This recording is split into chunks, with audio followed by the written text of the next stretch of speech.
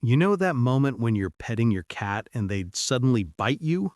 Or when you call their name and they just stare at you like you're speaking a foreign language? Yeah, I've been there too. And honestly, it made me wonder if my cat even liked me at all. I used to scroll through Instagram seeing these cats cuddling with their owners, doing adorable tricks, and being all affectionate. And I'd look at my own cat who barely tolerates my existence and think, what am I doing wrong?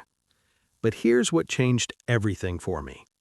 I discovered that cats don't show love the way we expect them to. Their love language is completely different, and once I understood that, I realized something incredible.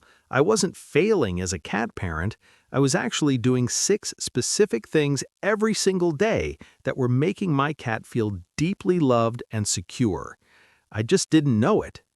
Today, I'm going to walk you through these 6 daily actions, and I promise you, by the end of this video, you're going to look at your relationship with your cat in a completely different light.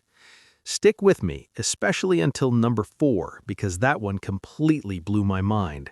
Let's jump in. Thing number 1, you let them control the physical contact. How many times have you reached down to pick up your cat and they've squirmed away like you were trying to kidnap them? It stings, right? But here's what's actually happening. Every time you respect your cat's boundaries, you're depositing into their emotional bank account. When you sit on the couch and your cat approaches you on their own terms and you let them decide whether they want to be petted or not, you're telling them something crucial. Your choices matter to me. Think about it from their perspective. Cats are small. We're giants to them. Imagine if someone 10 times your size just grabbed you whenever they felt like it. That would be terrifying. Behavioral scientists studied interactions between cats and humans and found that cats whose owners let them initiate and end physical contact showed significantly lower stress levels. Their heart rates were calmer. They were more relaxed overall. So when your cat walks into the room, don't immediately reach for them. Let them come to you. If they rub against your leg, great, pet them gently. But the second they move away or their tail starts twitching, stop.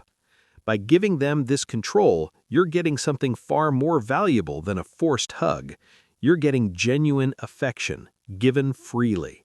Your cat might not curl up in your lap for hours, but if they choose to sit next to you for even 5 minutes, that's them saying, I feel safe with you, I trust you, I love you.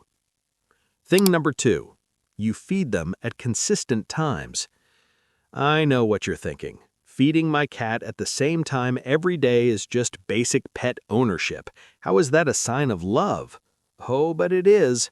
In the wild, cats never know where their next meal is coming from. There's fear in that. There's anxiety. Every day is a question mark. But you've eliminated that question mark completely. When you feed your cat at roughly the same time every morning and evening, you're creating predictability in their world. You're telling them, you don't have to worry. I've got you. Food will come. I will provide.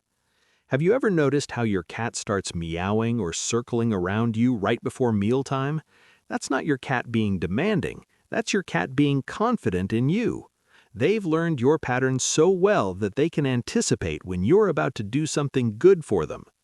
A veterinary study on feline anxiety showed that cats with irregular feeding schedules had elevated cortisol levels compared to cats fed on a consistent schedule. Consistency literally makes them healthier and happier. You're building a framework of safety. You're the one stable, trustworthy thing in their life, and your cat absolutely notices. They feel loved because their world makes sense, and you're the one making it make sense. Thing number 3, you give them space when they need it. This one's tough for a lot of people to accept. Sometimes the most loving thing you can do for your cat is to leave them alone. Cats are introverts. They recharge by being alone. If they've had a lot of stimulation, they need time to decompress. When your cat goes and hides under the bed or sits in another room by themselves, that's not rejection, that's self-care.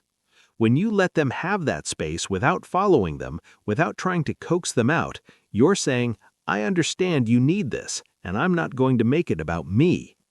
Studies have shown that cats with access to hiding spots and quiet spaces are significantly less stressed than cats who are forced into constant interaction.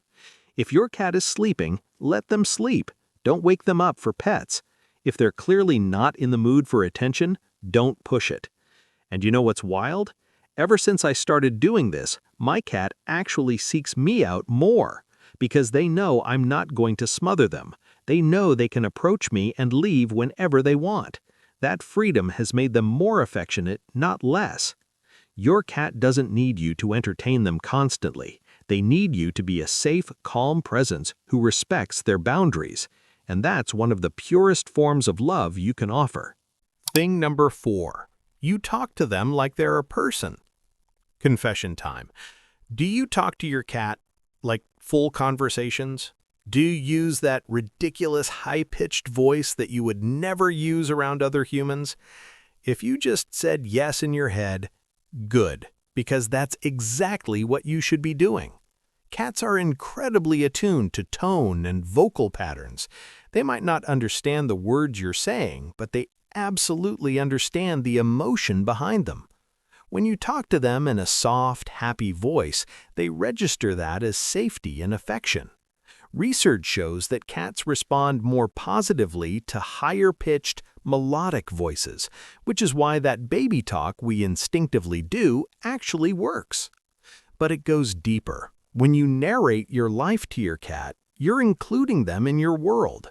You're treating them like a member of the family, not just a pet. Here's the kicker. Cats vocalize more with humans than they do with other cats. All those meows, trills, and chirps, they developed those specifically to communicate with us. So when your cat meows at you and you respond, you're engaging in a conversation. You're building a unique language that only the two of you share. I have specific phrases I use with my cat. "Good morning, sunshine," is what I say every single morning. And my cat recognizes these phrases. They anticipate what's coming next.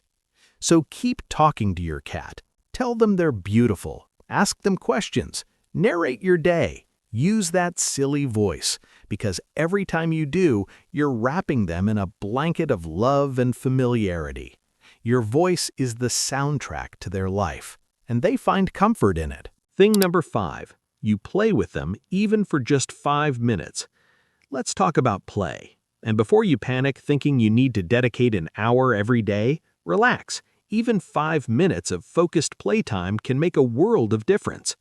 Cats are natural hunters. It's in their DNA. They're hardwired to stalk, chase, pounce, and catch. But when they live indoors, they don't get to do that. So all that energy, all that instinct, it builds up. When you take a few minutes to play with them using a feather wand, a laser pointer, or even just a crumpled piece of paper, you're giving them an outlet. You're letting them be a cat. But there's something even more important happening during play. You're bonding. When you're moving that toy and your cat is focused, stalking, and then they pounce, that's pure joy for them. And you're the one creating that experience. Studies on feline enrichment have shown that cats who engage in regular play sessions with their owners have lower stress levels and stronger bonds with their humans. Play releases endorphins in their brain. It makes them feel good, and they associate that good feeling with you. Find a time of day that works for you and dedicate just 5 to 10 minutes to play. Make it consistent so your cat starts to anticipate it. Here's a pro tip. Always let them catch the toy at the end. Let them feel that success, because the point is to let them experience the full hunting sequence and feel satisfied. You're giving them joy, exercise, mental stimulation, and a deeper connection with you. Thing number 6. You sleep near them. Here's the final thing, and it's probably the simplest, yet the most profound. You sleep in the same space as your cat, or you allow them to sleep in your space. Maybe they curl up at the foot of your bed. Maybe they sleep on a chair in your bedroom.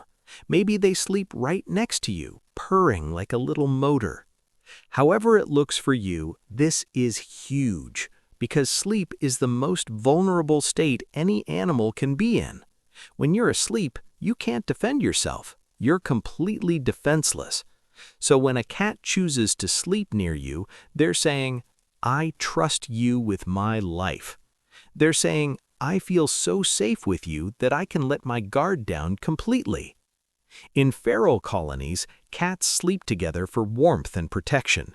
By sharing a sleeping space with you, your cat is including you in their inner circle, your family, you're part of their colony. And there's research showing that sleeping near a cat can actually lower your blood pressure and reduce stress. The sound of their purring has a calming frequency that soothes our nervous system. If your cat sleeps in your room, on your bed, near your pillow, wherever, take a moment to appreciate that, because that's them telling you every single night, "You're my safe place. You're my home." So let's bring this all together. You let your cat control physical contact. You feed them consistently. You give them space when they need it. You talk to them, you play with them, and you share a sleeping space. These 6 things aren't complicated. They're not expensive. They don't require hours of your time or special training. They're just simple daily acts of love and respect. And if you're doing these things, even imperfectly, I want you to hear this.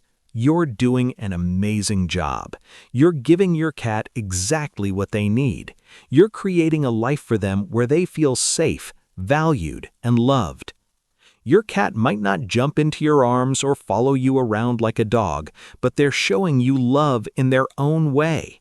Every slow blink, every time they sit near you, every time they choose to sleep in your presence, that's love, cat love.